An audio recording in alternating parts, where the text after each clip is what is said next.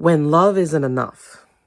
I used to think that love could conquer everything, right? And it can if it's outside of yourself and above yourself, meaning higher power love, existential experience of love. But when we're talking about romantic love, that's only one type of love. There's several different types of love. There's eros love, there's agape love, and agape love is the one that is the love of existential higher power God. For me, it's God. And then there's the phileo love, which is like a friendship love, right?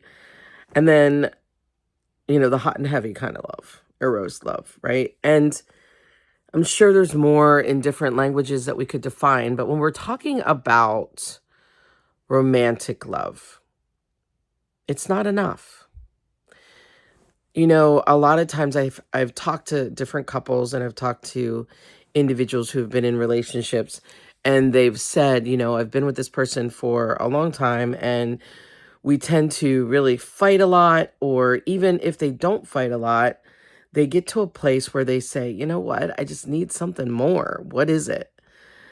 And oftentimes some people might call that an existential void or a God-shaped void, or, I need to find myself, right? And I think a lot of times when people say they need to find themselves, that was the kind of the work that we might have needed to do before we got in a relationship. Or sometimes, how they talk about if it wasn't a relationship that lasted, then maybe it was a lesson. And that's true. Sometimes it is a lesson. Sometimes we move towards individuals because we have something in common, or sometimes we move towards people because we share a similar wound or tragedy. And sometimes it's trauma bonding. Sometimes it's convenience. And sometimes we don't want to admit some of those internal things that are real. Who wants to say that you're a convenience? It sounds mean. It sounds shame-laden, right? But it's real. There's times where, if you're with a companionship or in a companionship versus a partnership, those are two different depths of relationship, right? Companionship is you make me feel like I'm not alone. You're with me, beside me. You're in the same house.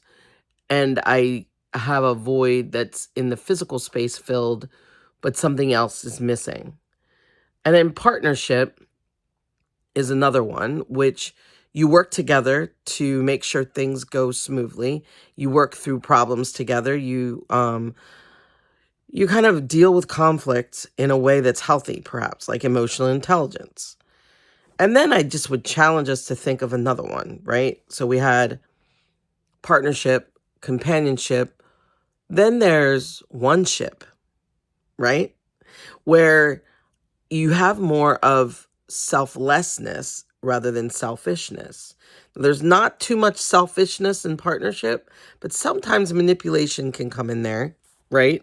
Where you want something and your spouse or your significant other or your partner doesn't want that. And you work together to find a way to compromise. But that doesn't necessarily mean you've been completely selfless. Whereas though with one ship, you consider the feelings of another, you talk through things, you kind of combine the other two, companionship and partnership, but then there's a deeper soul connection, right? That you may have a common belief system, a common values, common things that go deeper than just working things out together or being together.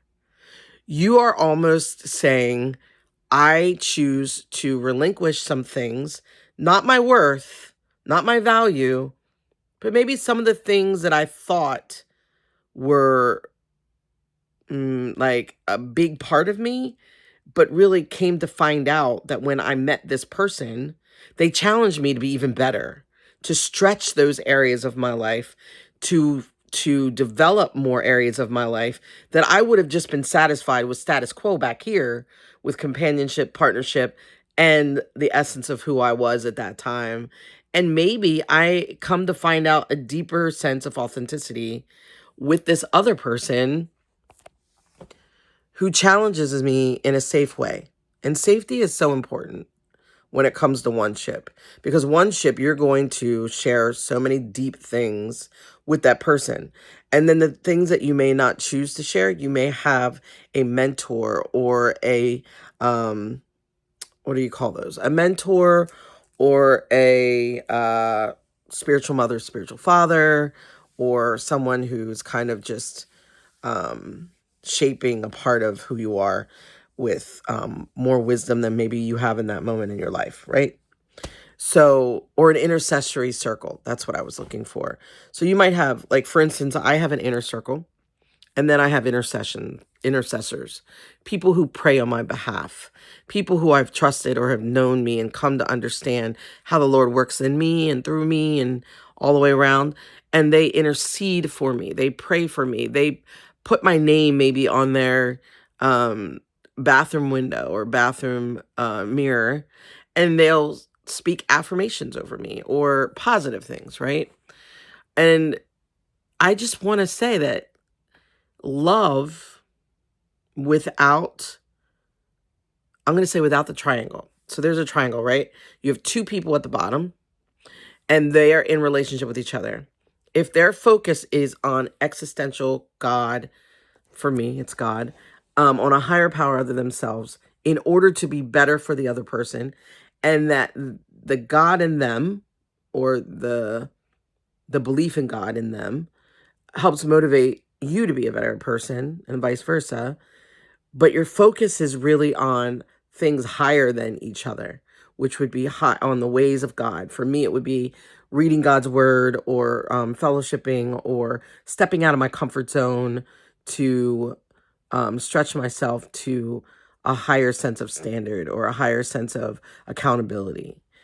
If they focus upward, they'll gradually move closer and closer together in a more of a one ship, rather than just partnership would be, okay, we're parallel next to each other, but we're not really pointed anywhere, or our focus isn't pointed anywhere other than daily goals, right?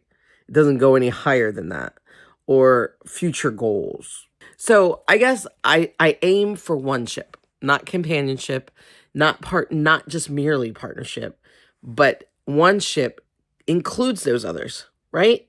It includes a friendship, phileo love. It includes the lover love, right? The eros love. And it includes agape. But agape, to me, would be the one that encompasses all of the others, and makes that the focus. So naturally, organically, everything else would flow. So the next time someone says, is love enough? It depends on the type of love you're talking about. That's my nightly reflection. Have a good night.